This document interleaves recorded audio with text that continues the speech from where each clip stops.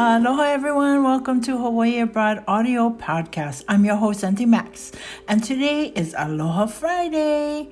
It's the day of the week where you can sit back, relax, and listen as I interview former residents of Hawaii as they share their journey of relocating elsewhere and living abroad. In this episode, I am talking star with Shane Radford, who's a native Hawaiian, or as we say in Hawaiian, Kanaka Maoli. So Shane relocated to California, then came back to Hawaii, and now he's located in North Carolina. I'm so excited to share his journey with you guys. So without further ado, let's talk starry. Hui, aloha Shane. Mahalo for being here, and thank you so much again for helping me with this project. Aloha. Aloha. So before I start into my questions, I wanted to give you a chance to introduce yourself, maybe share a little bit about where you're originally from and how you now became a resident of North Carolina. Okay. So my name is Shane Ikaika Anthony Radford, from Oahu, grew up in Hawaii Kai, Kapahulu, Hawaii Kai, and Kaimuki. Went to school in Kaimuki till 8th grade, and then went to Kamehameha Kapalama high school. And got a degree from UH right after high school in mechanical engineering.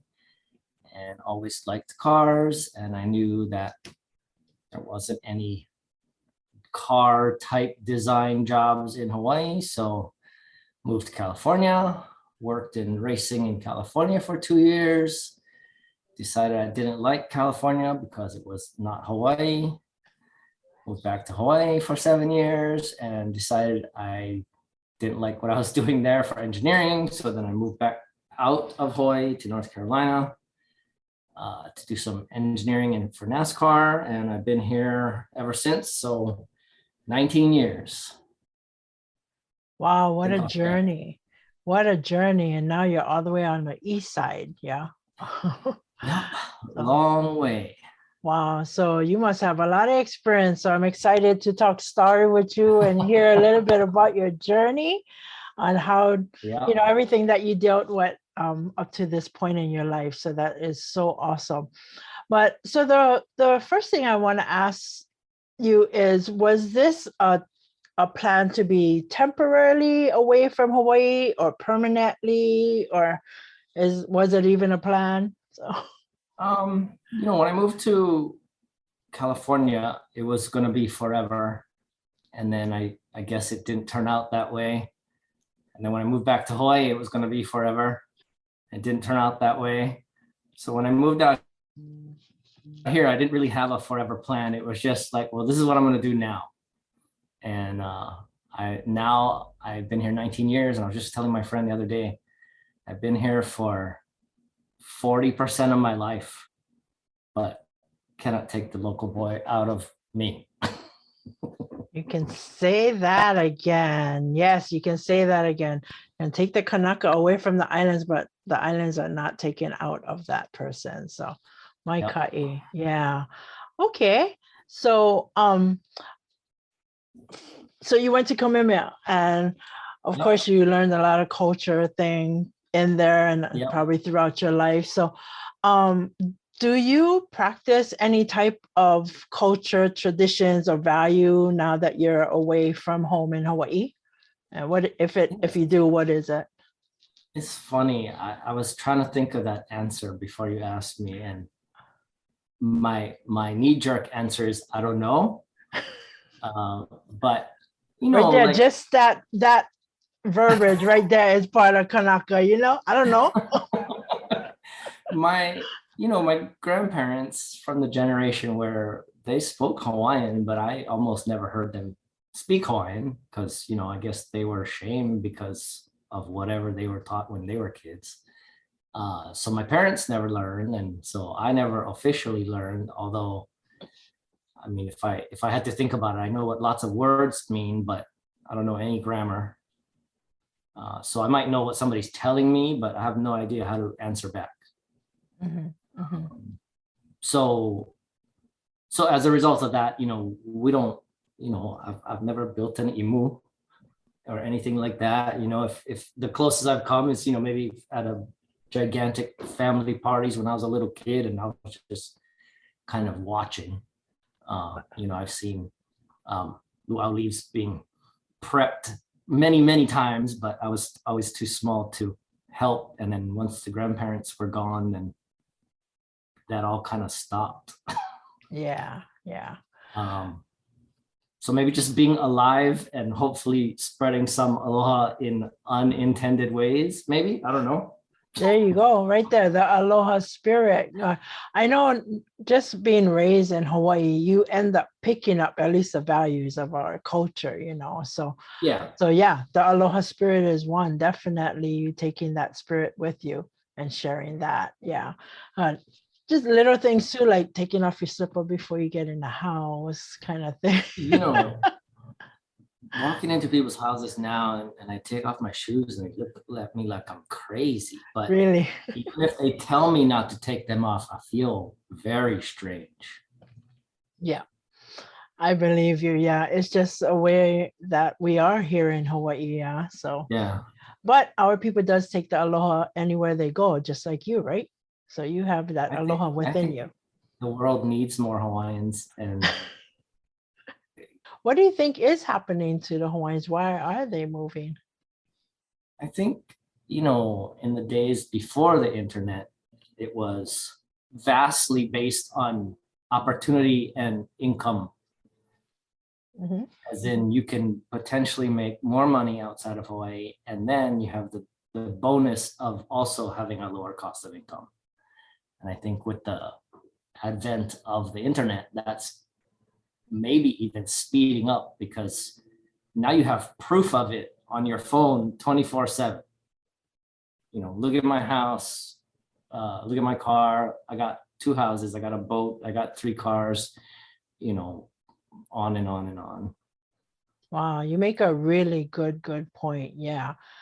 Because I know when we was growing up, we didn't know what was really happening there, only the stories that we hear physically from people. Yeah. But now you can actually see it right on the internet. Everything is right at your fingertips now. Yeah. And then, you have people who, the opposite, right? You got Hawaiians who are rushing from their first job to their second job. Yes. Or living with mom and dad or even grandma and grandpa and mom and dad. Yes, exactly. So yeah, you're hitting on the economy side where as it is economically hard and it's a struggle financially to live at home. So you need to live multi-generations in one home just to survive. So Yeah. yeah. When I moved away, I was shocked at how many young people own their own homes. Oh yeah. You mean away from home? Unheard of in Hawaii. Yeah. Oh yes, definitely. Definitely. Yeah. Okay, so how about if you could share with us some fond memories you might have had as growing up in Hawaii? It's funny, we take for granted that, at least my generation, I sound like an old man when I say that. But it was like when we were kids, we were all the same. Even though looking back on it, none of us were the same. It didn't matter if your friend was Japanese, Chinese, white, black, purple, green, whatever. We were just all friends. It didn't matter. We knew the differences, but we didn't know the differences. And so, now that I've moved away, I probably wouldn't have been aware of this, but moving away now, I have to explain so many things. Maybe not after being here almost 20 years, but when I first moved here, people were like, well, you talk funny. Where are you from?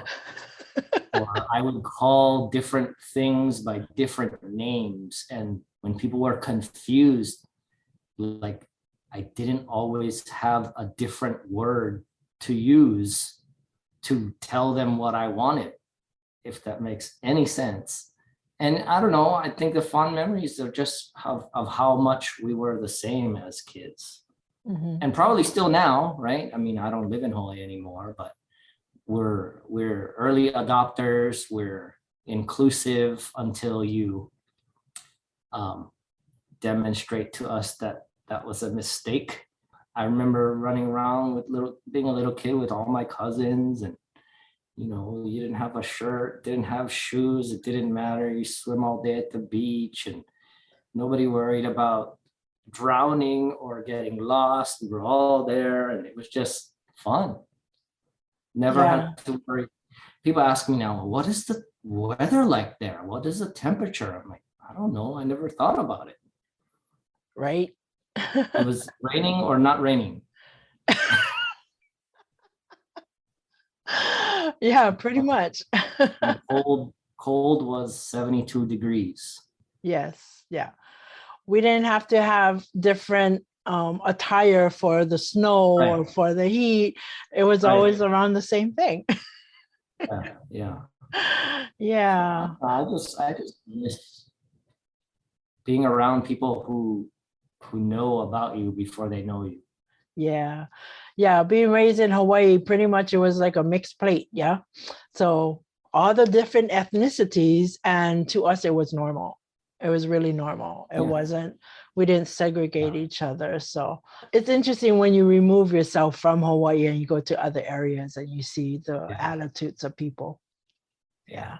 I never heard of ethnic food until I moved away from Hawaii. Oh. I was eating lunch one day in California, and one of my coworkers said, "What is that?" And I told him what it was, which of course he didn't know what it was. So then I explained to him what it was, and he goes, "Oh, ethnic food." And I thought, "What is that?" It's just food. Right. I eat every day. Yeah. Yeah. That's interesting. Yeah. Here in Hawaii, again, we're a mixed plate. Not only the people, but our food. So Plate too, yeah. yeah. Yeah. That's okay. We get the Samoan food with the Hawaiian food and the Chinese food. Yeah, That's all just mixed plate. yeah. Yeah, interesting. So how is the food in North Carolina? When I first moved here, I hated it. But I'm sure I was closed-minded and missing home. And now I don't hate it.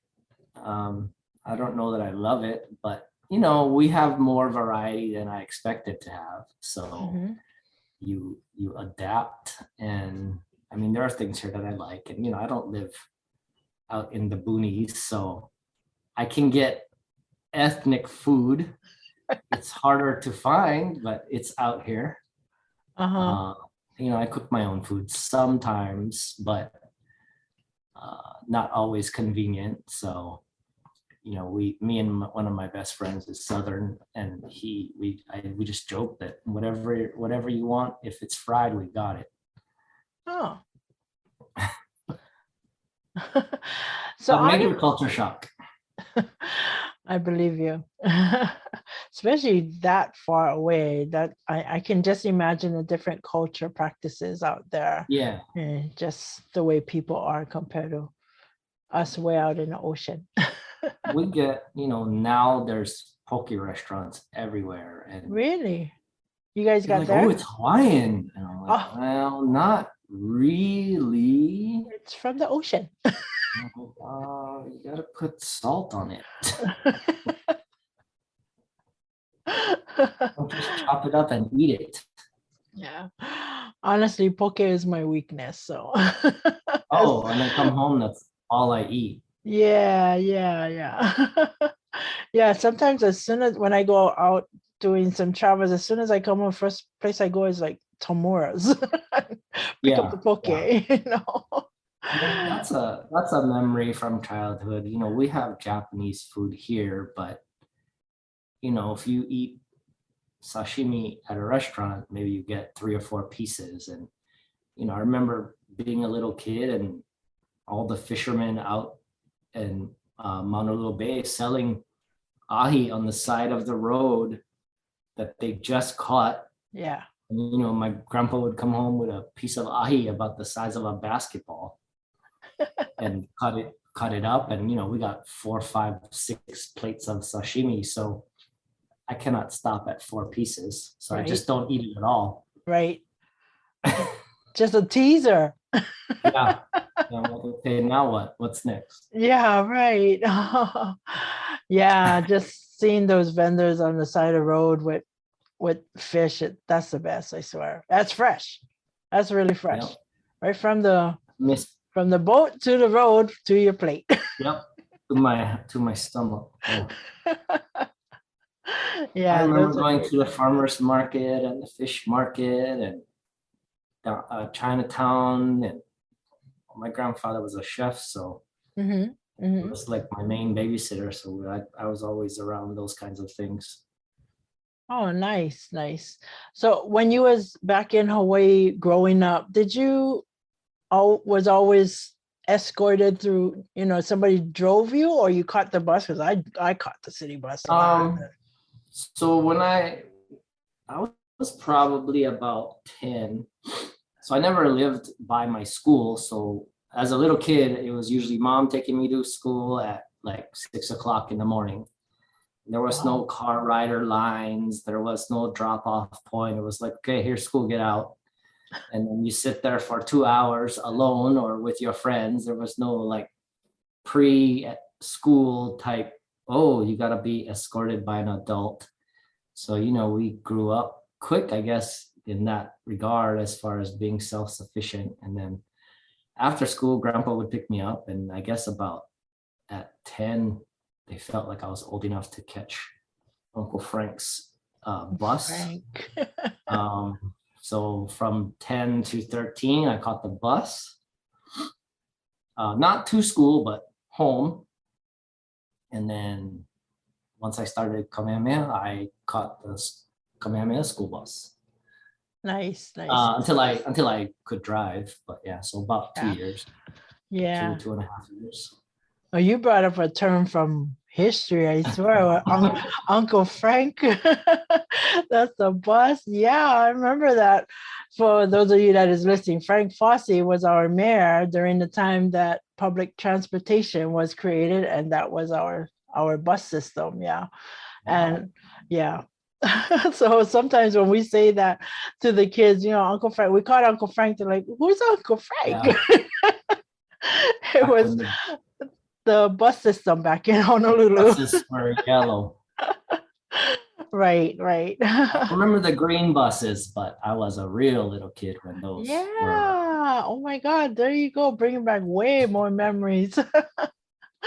Yeah, those are some good memories, good memories. And sometimes I wish that our children could build some of those memories. But like I said, a lot of them are now parents and they've moved away, the next generation. So Yeah, yeah, but I cherish the moment. So I've gotten to the point where I would like to share those stories with my mo'opunas or the grandchildren. So yeah, good memories. fun.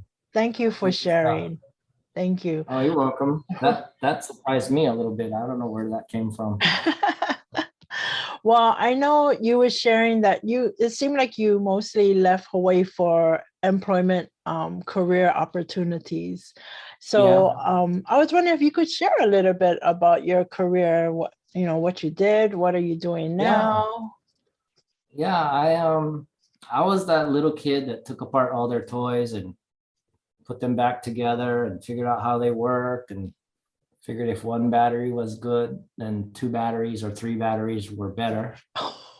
And Interesting theory. nothing broke, but they went real fast. Um, so, went to UH for mechanical engineering, and I kind of kicked myself for not going away to school, but it is what it is. I was 17 and I don't know, wasn't ready, I guess. And this was way before, well, mostly before the internet. The internet was around, but it was not real common. So it was kind of like the edge of the earth, right? Like what It wasn't you in the palm of our move away. hand back Yeah, then. yeah. You move away from Hawaii, and what are you gonna get? So Yes. the whole time I was in college at UH, I thought I should have gone away, but I don't want to switch schools. So as soon as I graduated, I basically found any phone number or address I could of any race shop, race team, race anything, and wrote letters and stuck them in envelopes. For you people that don't know, that's when you write on a piece of paper and stick it in the mail. And eventually I got a job in California and I was gone. And then, I did that for 2 years and had to grow up quick. You have to ship a car and get insurance and find a place to live and figure out how to go grocery shopping and make sure you don't spend all your money. And, oh, I need new tires and all this kind of stuff. So, it was fun, but I guess took for granted how easy it was to make friends in Hawaii. So, it was a new skill that I had to acquire when I moved away.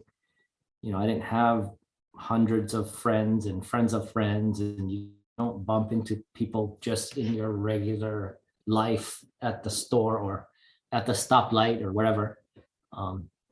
So, had a lot of fun times there, but decided I don't really like it here. So I'm going to move back to Hawaii. And part of that was like, man, did I fail or did I really try? And so, moved back to Hawaii and was doing some engineering and didn't really like the kind of stuff I was doing. And so after lots and lots and lots of thinking, 7 years goes by and I'm like, okay, I want to work in racing again, and not really a NASCAR fan, but I know I don't really want to go to California. So let's see if I can get a job in NASCAR. So literally picked a date and moved. And between the day that I made the decision and the day that I moved, which, I planned it for like 6 months. Figured out that my childhood neighbor lived in North Carolina. So stayed with him for about a week. Oh, so backing up. I stayed with my cousin in California when I moved there. And I think I stayed for like 3 months, which was probably about 2.5 months too long. So I was like, okay, I'm not going to do that again. So after 1 week of living with my childhood neighbor, I found a place to rent and bought a car, and this was my new home. And, I moved here in October. So, I don't even know what the temperature in Hawaii is in October because we never really cared. We never really looked. It was, do I need a jacket or do I not need a jacket? And October is the same as February and March. right, exactly. I never thought about it. So, I moved here and it's gray and it's like in the, I don't know, 40s, which to me might as well have been minus 40. I was freezing. Oh. And I'm like, man, what have I done? But anyway, I survived. And, I had some good times. I've done some fun things at work and, worked in NASCAR for about 4 or 5 years and worked around cars and other, like hot rods and streetcar type stuff for another handful of years. And, during that time, I've worked in heavy equipment because that was the job that was available. Worked for a paving company, doing marketing as an engineer, which I didn't even know that existed. I, got to build engines and test engines and take apart engines. And, I just recently switched to being a mortgage broker, but prior to that, I was a realtor for 5 years. Had my real estate license in Hawaii back in the 90s. My girlfriend at the time was going to do it as a job. And I thought, oh, well, I'll go take the class with you. And I had some interest, but it was never going to be a career. And took the class and took the test, and I passed and she failed. And I was like, oh, sorry. What do you say? I mean, she passed eventually. No names mentioned. So I knew that at some point I would circle back to engineering. I always wanted to be, not engineering. I love being an engineer, but I never wanted to work for somebody else. Since I was 8 years old, I used to want to be self-employed. I remember like selling my skateboards to the neighbors and stuff like that. And I knew I wanted to be self-employed, and real estate seemed like a good option. So here I am. now I'm doing mortgages, and hopefully I can connect to all my realtor friends and make a decent living and still have a nice life. So I Wow. can go home occasionally. Yeah. Well, it sounds like you had a lot of big opportunities that you was able to experience. And do you Yeah, think you would have been able to do that, especially the mechanical things back here in Hawaii? definitely not. I mean, Yeah. I don't really know what the engineering climate is like there now. I mean, I have, UH classmates that have been in engineering the whole time since we graduated in Hawaii. I have other classmates that have moved away and come back. But I used to joke that, if you were a mechanical engineer in Hawaii back in the 90s anyway, you were either designing air conditioning or plumbing. And that wasn't really my passion. Mm, There's some nuclear going on at Pearl Harbor, but I don't know what the mhm. demand is compared to, plumbing and HVAC is everywhere. Yeah, yeah, No offense to anybody, but that wasn't my thing. yeah, yeah. Well, that's awesome that you just pursued your passion. So good for you, It Maikai. takes me a while to make decisions, but once I do, I'm like all in. Yeah, yeah. I think That's I gave awesome. my parents stress because of that. That's awesome. Your parents is still alive, still My here. mom passed away in 2016. My dad's still around, Oh, but okay. I think I freaked them out with my I don't know, I make a decision and I'm going. It's like, never mind that it's 5,000 miles from home. I'm going. Yeah, yeah. That's what parents do, they worry about their kids, right? Even though we adults already, yeah, Yeah, yeah, my yeah. my dad still worries, and I joke with him. I said, so when I was 4, you said I could be anything I wanted to be, and now that I'm trying to be anything I want to be, you're not really cool with that. That's a good point. Yeah, be what you can be, but as long as I can see what you're doing. Right, right. Not when I said everything, I didn't really mean everything or anything. Yeah, yeah. Wow. So I really enjoyed talking to you and hearing your experience.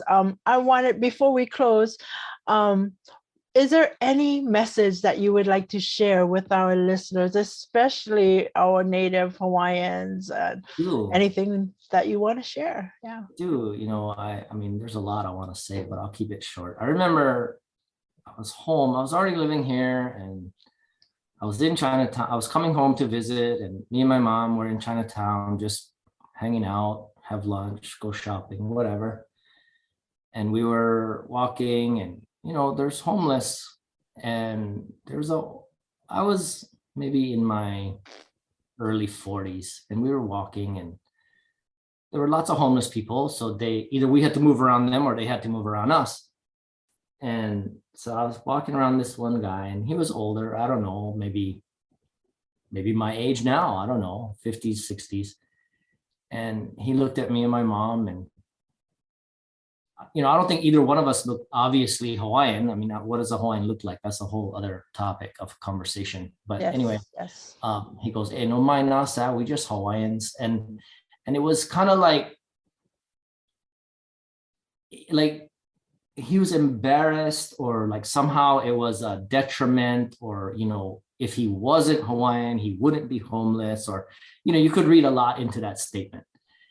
And I so badly wanted to say something encouraging, but I don't think anything that I would have said would have come out in any, like, I don't think it would have been received in a positive light, and I would have probably come across like some know-it-all who really doesn't know anything. So I just kept walking. But the fact that I'm telling you this story, 10 years after it happened, it left something with me. And I always thought, how great, I'm not a millionaire, but I've had a good life. And, um, I've made decent money, and I don't drive a Ferrari, but I'm on my own, and I'm doing my thing. And, success to me is more about doing what you want and making your own rules than having a boat and a plane and a car and a mansion. But moving away, and then the internet, and you see people of other cultures here that you don't see in Hawaii, and there's a lot of like, I would be more fill in the blank, except that I am this. And so you can apply that to being Hawaiian, right? Like, oh, if I wasn't Hawaiian, I would have had more opportunity, or I don't have opportunity because I'm Hawaiian, or, on and on and on. And I mean, I'm Hawaiian. I did all right. I'm still doing all right. It's and the engineer in me is like, so like literally you're Hawaiian. So somehow, some way you're different, and that holds you back. And just my 2 cents, but it makes me kind of emotional to think about it. But it's like, somebody needs to tell you, the collective you, that not only is it not a bad thing, but what if it's a good thing? What if your thought process is broken? Like, did you try and fail? Is that proof? Did you try once? Did you try twice? Did you try 100 times? Is that like, have you given up? Did you give up before you started? Because somehow that's in our culture, to tell each other that you're lesser, or whatever. And I mean, it's not true. How's that for politically correct? That is an untrue statement. Exactly. Pick what you want and go do it. And it has nothing to do with your last name, or the shape of your eyes, or the size of your waist, or where you come from, your zip code, or whatever. You feel lesser because you're from a certain area. Maybe you got to work twice as hard. The world doesn't care. Go do it. What a powerful message. You only need one example, right? I mean, is there a Hawaiian doctor out there? I'm sure there is. Is there a Hawaiian lawyer? Is there a Hawaiian whatever, astronaut? Okay, what more proof do you need? Go get it. Exactly. I totally agree with you. That is a very powerful message. Thank you so much for sharing that. Because whatever happens to you, it's not because of the cocoa or the blood in you. It's actually what you have in your ike, in your head, and in your heart, and your puwai. So, go and do it. And so powerful. I think we're pretty special people, so go show the world how special, but you got to believe it first.